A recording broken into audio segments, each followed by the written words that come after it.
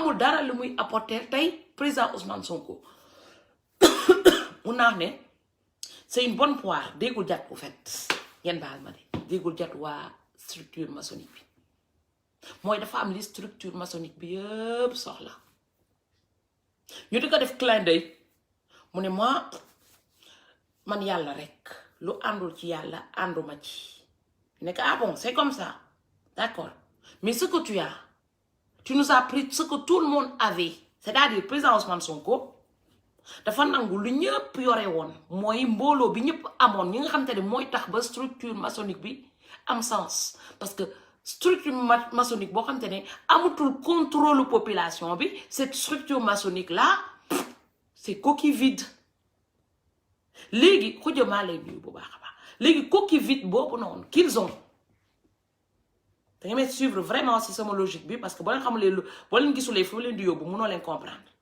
tey structure maçonnique bi li doon remplir coquille bi c'était la population c'est-à-dire il dominait la population. Il y a eu un gars qui est venu de n'importe où ou je ne sais pas qui était fonctionnaire, qui était administrateur, qui subitement a récupéré ce que le marabout avait, ce que l'église avait, ce que les gens qui sont dans la structure maçonnique avaient. C'est-à-dire, ils n'ont plus de contrôle de la population. Là, ça devient vraiment problématique pour les gens de la maçonnique.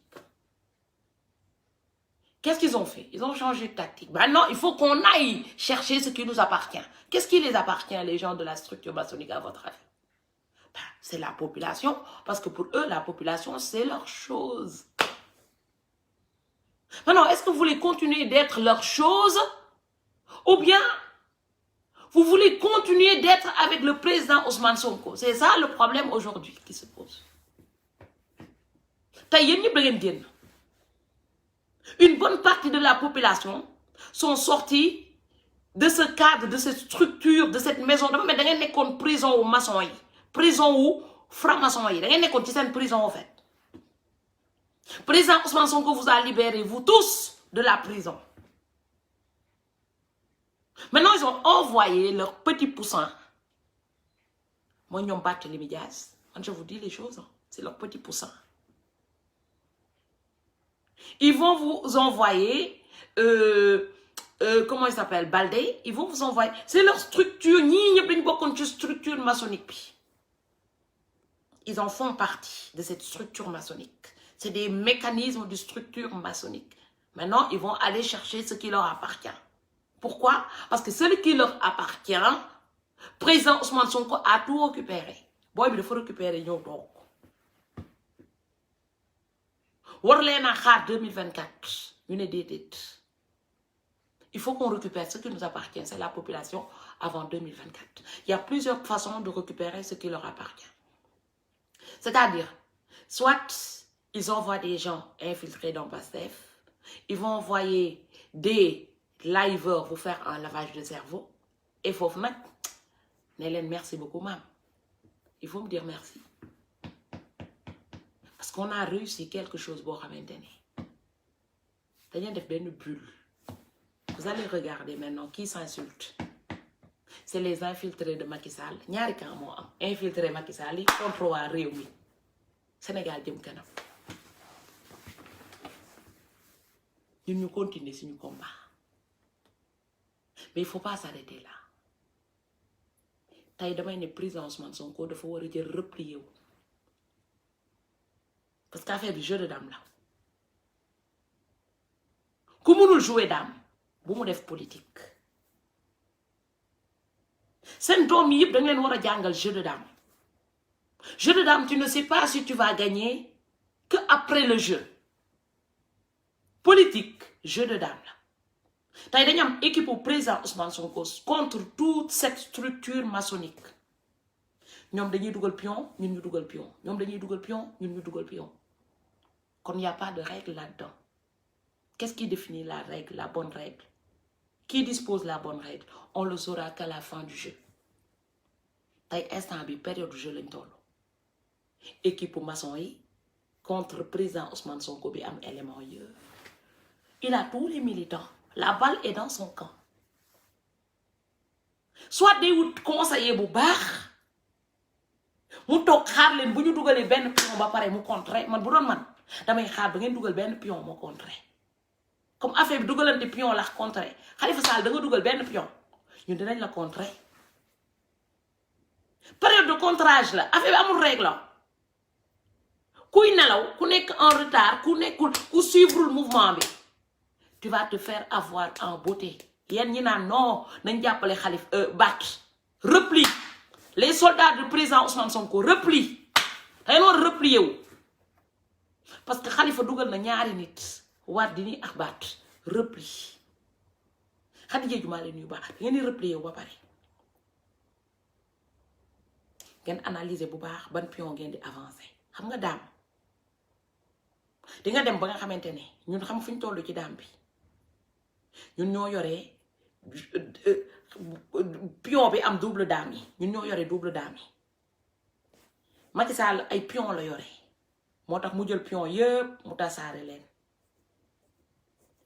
seen colis maa leen nuyu moo tax mu jël pion yëpp attends saw colis maa leen nuyu moo tax mu jël pion yëpp mu tasaare leen portable dafa xaw a sori nag tonton Kanté maa leen nuyu mu jël pion yëpp tasaare leen moom amul double dame Pastef moo am double dame ci jeu de dame bi ñun ñoo am double dame mooy pion ñun mun nañu jóge fii dem dóori ji fële ñu daanu ñun mun nañu jógee dem Casamance daanu ñun mun nañu jógee dem Saint-Louis daanu ñun ñoo yor double dame bi Macky Sall ay pion simple la yore kon jusqu'à présent ñun bu ñu jugalee ñaari dame mun nañu récupérer 1000 pions wu Macky Sall mun nañ ko daanal 1000 pions léegi ban pion la ñu war a dóor dafa am as bu ñu war a dóor as bu ñu war a dóor envoyé naa ko Pastef duma ko wax fii parce que dafa am yoo xam te ne si suuf nga koy glisser am yooyu glisser si kaw parce que affaire bi guerre la du lépp la ñuy ñun du suñu pion yëpp la ñuy wax en haut dafa am pion yi ñuy wax ci suuf am pion yi ñuy wax ci kaw léegi pion yi ñuy wax ci kaw mooy pion jet yi nga xam te ne militants yi yooyu la ñu war a dégg militants yi li ñu war a dégg pion yooyu la ñuy wax ci kaw militants yi nga xam ne Barth defal na leen lavage de cerveau ba ñu ne Dakar dañ koy jox Barth ñooñu la ñu wax ci kaw léegi yeneen pion yi nga xam te ne moom le président Ousmane Sonko war a dóor ci suuf yooyu ci suuf lañ koy wax léegi jeu de dame bi tey pion yi maam di avancer ci kaw c'est pour ça concerne tous les militants ñun on n'est pas ensemble avec Barth oubliez si vous voulez gagner on n'est pas ensemble avec Barth on n'est pas ensemble avec Khalifa gisoo leen ne militant wu Khalifa yëpp dañu nekk di victimiser Barth pour prendre le maximum de militants de Pastef page u khalifiste yëpp boo leen demee Khalifa a réussi à faire de ses militants des gens qui vont sensibiliser, faire le lavage de cerveau des gens de Pastef pour victimiser le maximum possible Barthélémy Diaz pour mu jël Dakar ba mu muur Abbas ñun suñu candidat mooy Abbas Fall Dakar ñun Abbas lañ fa teg teguñu fa keneen mooy représenter Pastef tey il faut que yéen ñëpp ñi nga xamante ne tey da ngeen dëkk Dakar ngeen focus ci Abbas Fall yemul foofu de Barthélémy Diaz Barth duma la ba Barth dafa bëgg mairie Mermoz ak mairie de Dakar vous avez vu le petit comment il est gourmand moom ñaari pion lay dugal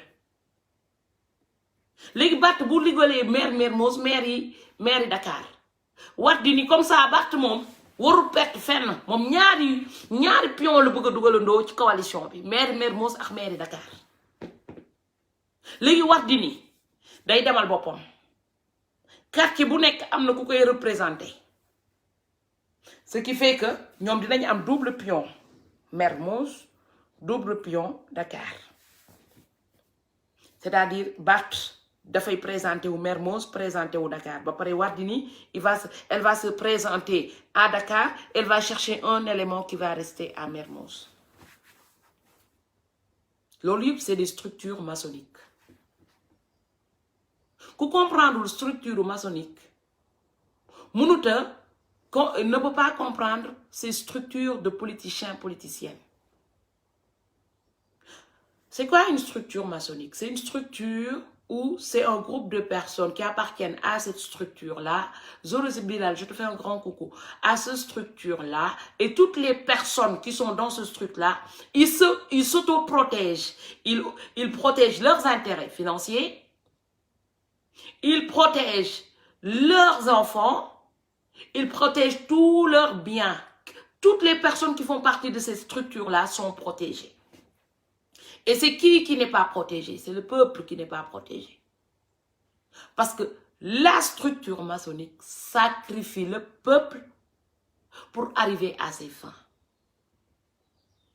Si vous comprenez cette situation-là, vous allez comprendre que tous ces politiciens ne sont pas vos amis.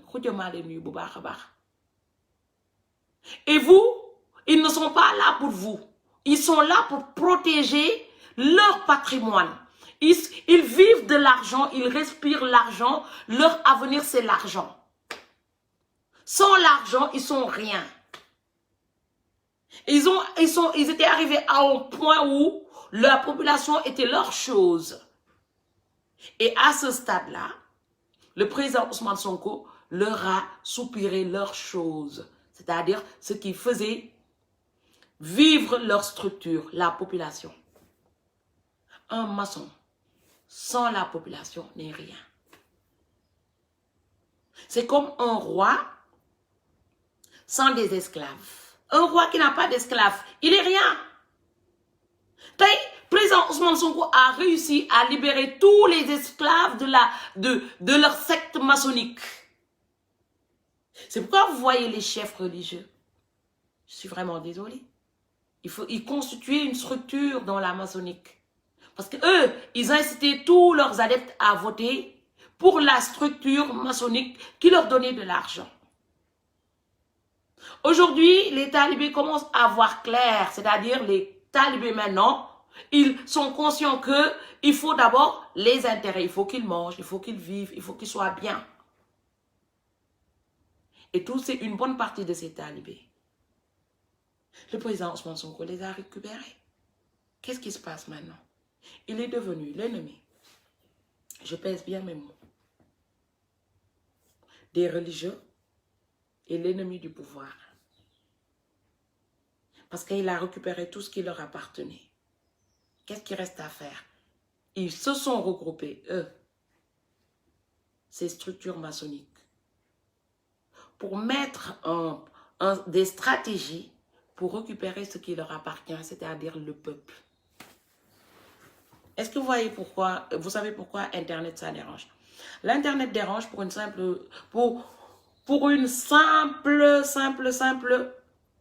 chose. C'est que l'Internet est un moteur d'accélérateur de ce processus de libération du peuple envers ces maçonniques. Ils ont créé l'arme qui les détruit aujourd'hui.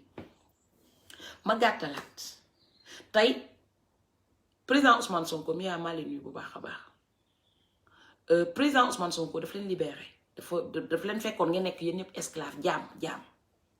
Ñii jaamu politicien, ñii jaamu sëriñ, ñii jaamu église. Mu ñëw yéen ñëpp mu libéré leen. Foo xamante ne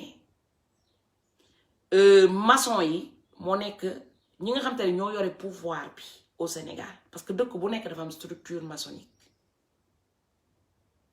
ñi ngi gis yëpp ñu ne la bokkoon naa ci maçon bi génnuñu Sénégal génnuñu munoo bokk ci maçon wu Sénégal ba pare nga génn parce que boo bokkee ci maçon wu Sénégal am nga kër am nga oto am nga liggéey am nga alal boo génnee mooy dangay ñàkk loolu yëpp te comme ñoom alal la ñuy jaam ñoom mënuñu génn ci structure maçonnique bi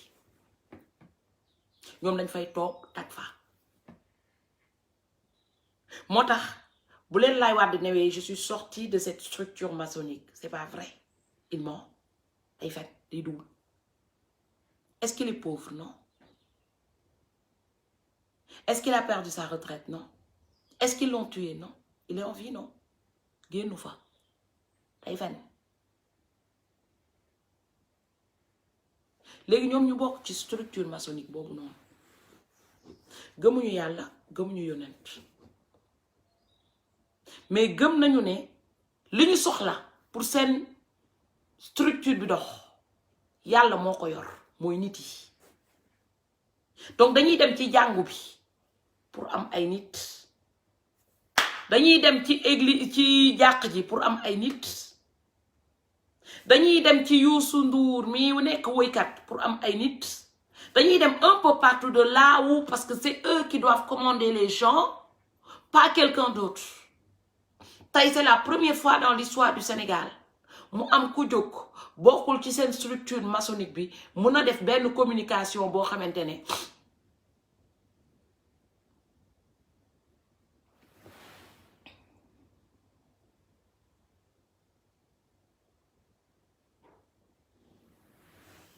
effectivement Mia Diop léegi ñoom comme président Ousmane Sonko nangu na ñoom ñëpp lu ñu am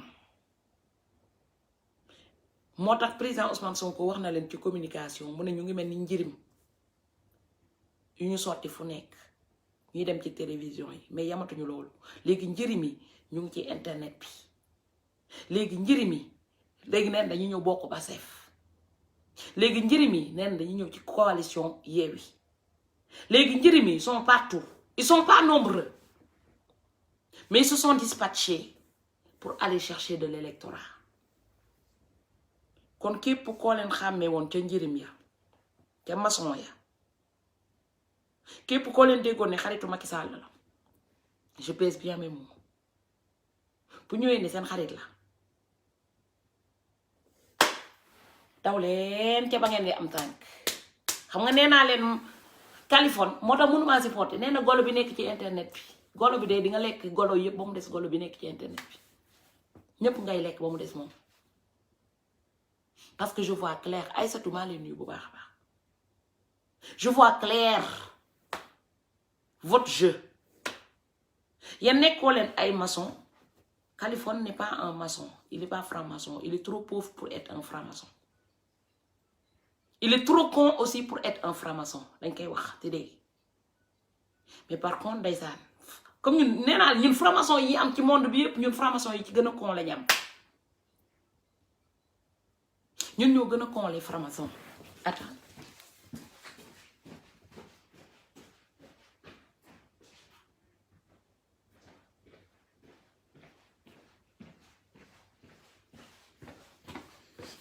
ñu na ñoo gën a con les francs-maçons ñun ñoo am franc-maçon yu mënul defar douze benn ñun ñoo am franc-maçon yu mënul defar école ñaar ñun ñoo am franc-maçon yu mënul defar tali ñett ñun ñoo am franc-maçon yu mënul tilimal dëkk ñeent buñ koy lim on n'en finit pas mooy les francs-maçons les plus cons de la terre même tànn infiltré sax mënuñu ko même tànn activiste bu leen di défendre sax mënuñu ko nga gis ndeysaan franc-maçon tubaab bi ñoom ñoo leen formé de mais leçon ba yeggut yéen mokkalagoo leen leçon ba ngeen bëgg a diriger moo tax mënoo leen diriger kenn mënoo leen présider kenn parce que ñi nga tubaab yi sax balaa ñuy def maçon dafa am phase ñuy def pour comprendre naka la ñuy diriger dëkk dañuy am dafa am le strict minimum dafa am le strict minimum bu ñu war a xam franc-maçon yi y'a le strict minimum bu ñu war a xam fii France yéen da ngeen am franc-maçon yu gën a cuune ñoo xamante ne ils veulent être riches sans zéro compétence rien du tout léegi nag ñooñu tubaab bi ñooñu imaginez-vous cuune franc-maçon yi ñooy ñëw du ñu exploiter ñun nègre yi ñu noir yi léegi nag bu ñu exploiter ba jël lu ñu war a jël ba pare seen baayu franc-maçon tubaab yi récupérer lépp ndax ñoo leen ëpp xam-xam te dara du ci tilim mu nekk structure boo xamante ne tey dafa ñëw taxaw tey ñëpp ñu am xaalis Sénégal bu ñu bokkulee ci structure loge maçonnique au Sénégal loge maçonnique day loge même day cuune maçonnique cuune lañu cuune yu gën a cuune ci maçonnique yi ñun moom lañu am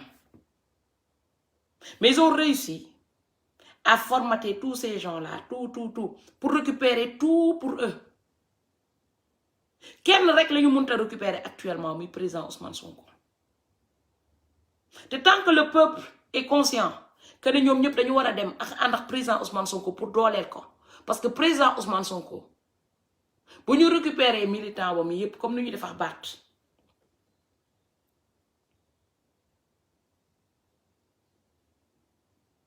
on a les plus cons Mia on a les francs-maçons les plus cons de la terre gis nga président Ousmane Sonko rek moo leen jaaxal te physique u président Ousmane Sonko tout seul c'est rien pour eux militants yi esclaves yi nga xam te ne président Ousmane Sonko da leen libéré ñoom moom la ñu ñëw pour récupérer mooy la population il faut que la population sache qu'ils sont libres actuellement mais une fois que ñu jëlaat seen bopp dugalaat ko ci boobu jaamu maçonnique yi c'est pour encore 30 ans encore ngeen di demaat